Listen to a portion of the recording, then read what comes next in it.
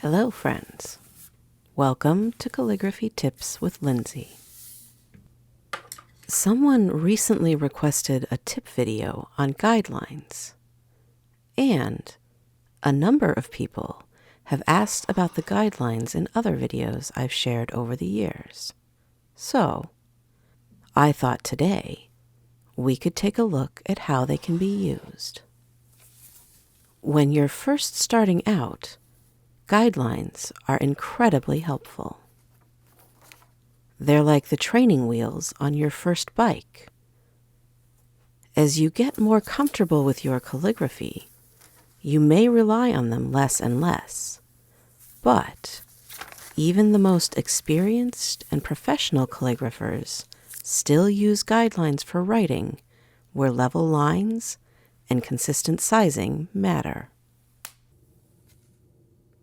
For beginners practicing pointed pen calligraphy, I recommend using 5 lines. A baseline. This is the base your letters will all rest upon.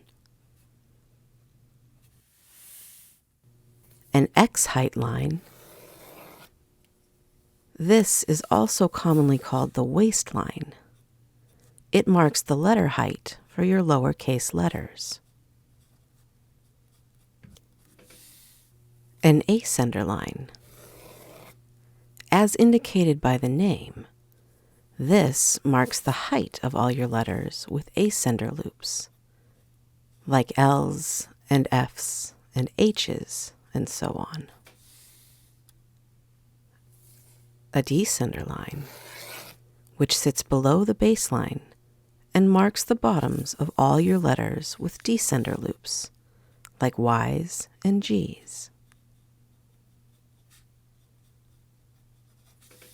And lastly, slant lines, which indicate the angle at which your script is to be written.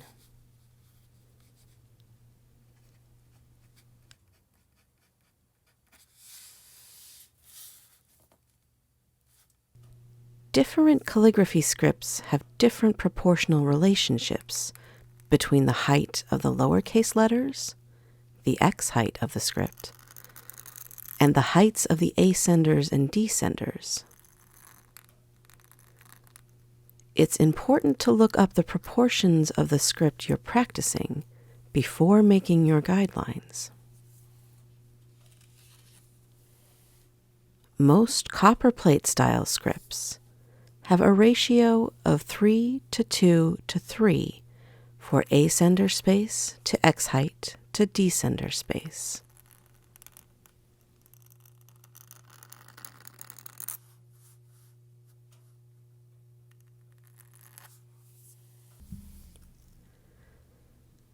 It's easy to picture on pre-printed grid paper like this. If I draw my baseline here, and then draw my X height 2 squares up from my baseline,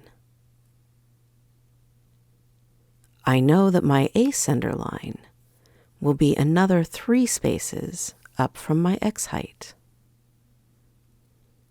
and my descender line will be 3 spaces down from my baseline.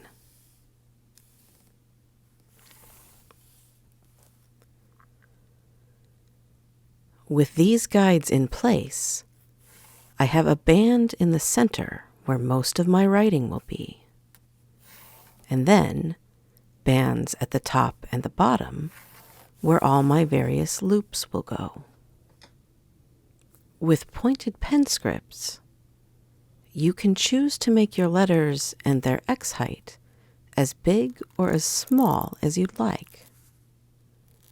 But most people find it easier to start larger and then move to smaller sizes once they've gained some familiarity and confidence with their writing.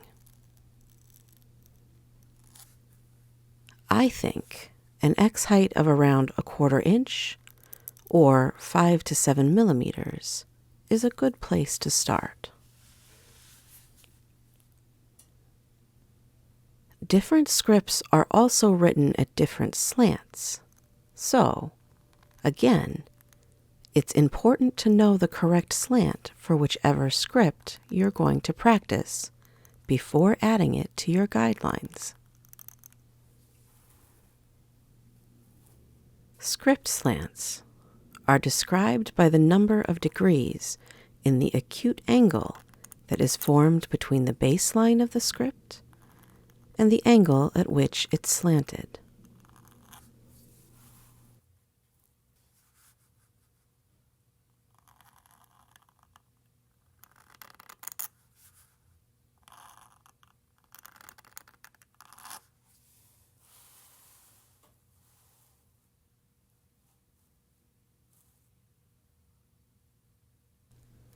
Most copperplate style scripts are written between a 52 to a 55 degree slant. As you can see here, these slant lines are at a 55 degree angle.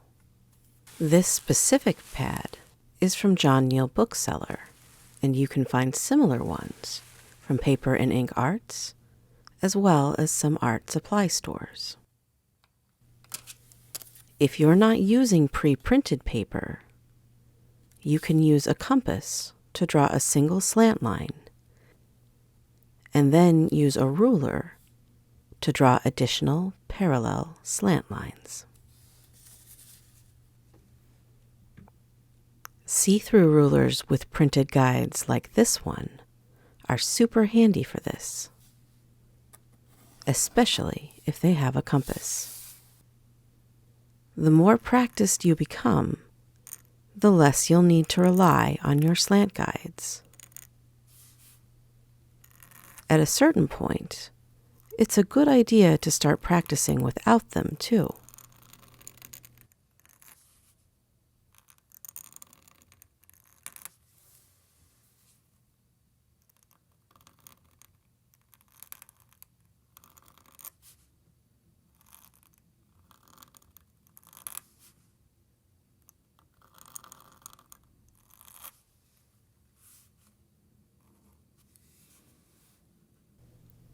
After you're done practicing, you can come back and check your accuracy.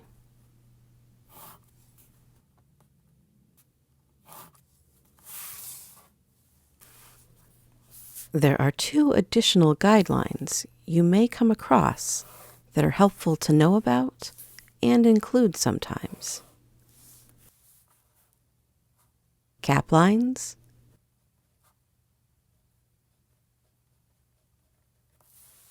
and second descender lines.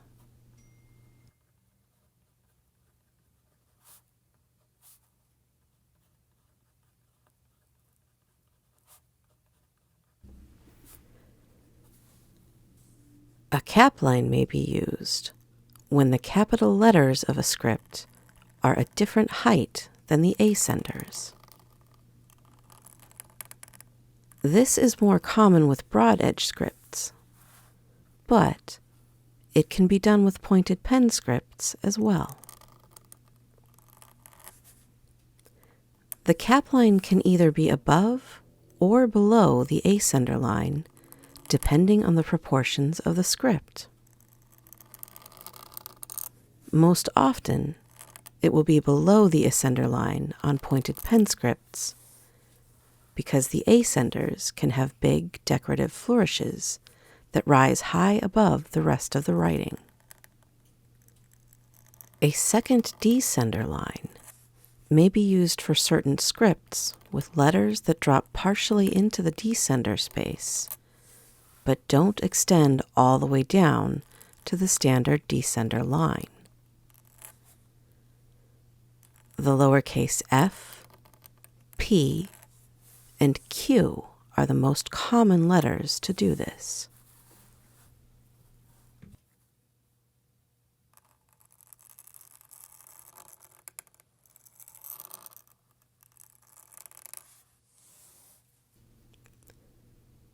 There are lots of resources online for guideline templates that you can download and print. iAmpeth The International Association of Master Penmen and Teachers of Handwriting is a great resource with PDF guides for different proportions and slants. But I think it's also good to be comfortable with making your own. Drawing them out is a great way to start a practice session. You get your hands moving and your mind settled before picking up your pen. This video is already a little long, so I'll make a separate one in the future showing how I use guidelines in my professional work. I hope you've found this helpful and will join me again for future tips on guidelines and all other manner of calligraphy-related topics. Let me know in the comments if you have questions or tips of your own about using guidelines for calligraphy. As always, thank you for watching.